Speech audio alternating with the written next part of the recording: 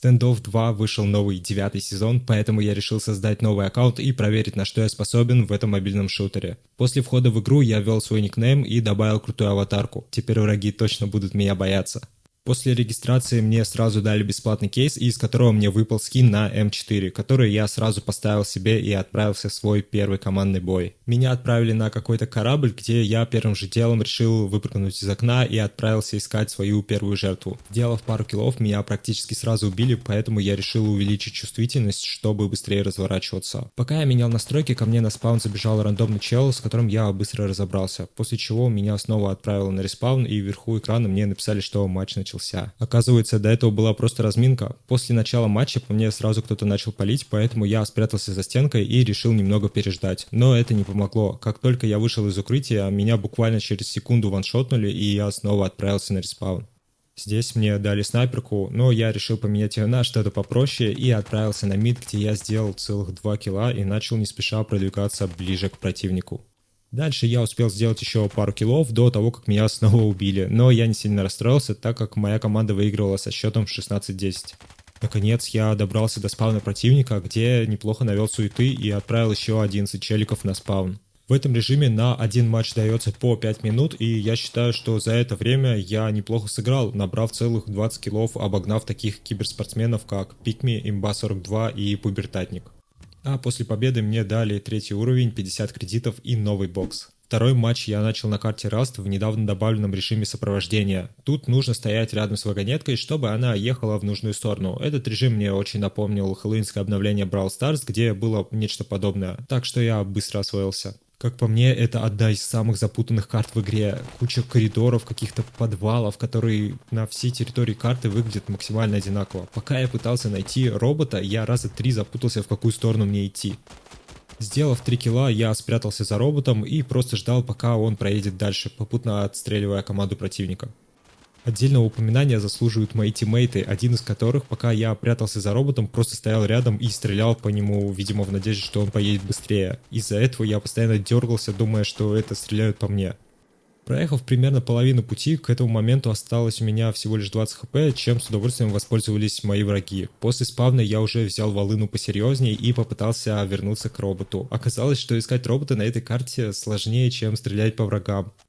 Пока до меня дошло, что синяя стена — это не стена, а наоборот проход, мои тиммейты откатили робота обратно на самый центр. Надеюсь, эти мучения заслужили лайк. Снова сопровождаю робота, и на моменте, когда до финиша оставалось меньше метра, меня снова убивают. Через 2 минуты бестолковых перестрелок мы наконец-то выиграли. За 14 киллов мне дали 10 кредитов и граффити за поднятие уровня. Наконец, накопив 100 кредитов, я купил новый кейс из свежего обновления, в котором мне выпал скин на пистолет, причем, похоже, самый обыкновенный. Затем я решил попробовать себя в одном из самых популярных режимов игры — закладка бомбы. Заспавнило меня на новой карте как раз из этого обновления, где меня убили через секунду после начала матча. Не знаю, в чем интерес этого режима, так как для меня он показался довольно скучным.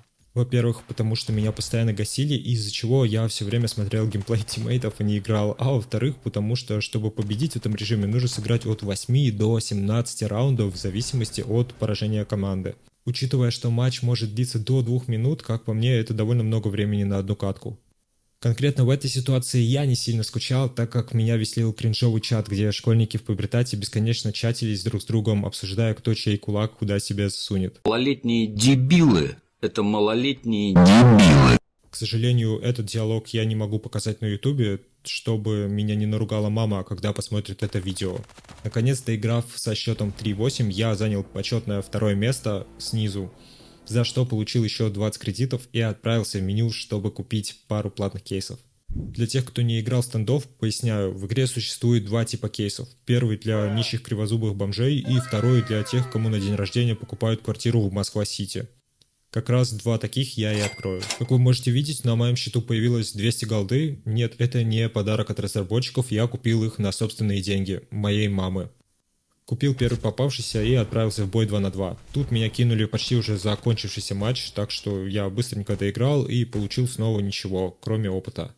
Иду открывать первый кейс. Тут мне выпал более-менее нормальный скин на АПП, и я сразу же открыл еще один, но уже бесплатный кейс, где мне выпал вот такой скин на пистолет. Наконец покупаю последний кейс, ну тоже норм. Последний бой в игре я решил снова сыграть 2 на 2, так как полноценную катку мне все еще сыграть не удалось. Я так и не разобрался, новая эта карта или нет, потому что вроде бы разработчики упоминали про нее в обновлении, но вроде как это ремастеринг одной из старых карт. В общем, если знаете, пишите в комментариях. Тем временем меня ваншотнули одним выстрелом вместе с тиммейтом в первом же раунде, но я не расстроился и отомстил им за нас двоих во втором.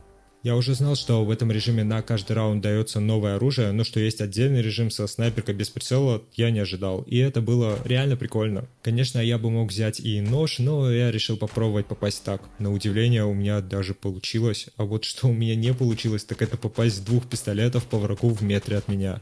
Затем мой режим усложнился. Теперь я играю 2-1, потому что с собрания пришла мама моего тиммейта и заставила его делать уроки.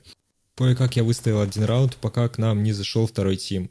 Следующие 2 раунда мы успешно просрали, но в раунде с снайперками мы взяли себя в руки и сравняли счет. Потом была очень долгая бестолковая перестрелка, бои на ножах, тоже довольно тяжелые, пока не остался последний решающий раунд. Тут мы просто очень быстро выиграли. К этому времени я уже докачался до 10 уровня, и мне дали какой-то фрагмент бокс. Я открыл его и что с ним делать, так и не понял. Спасибо, что досмотрели до конца, ставьте лайки, подписывайтесь и пишите в комментариях, какие игры мне еще поиграть. Всем пока.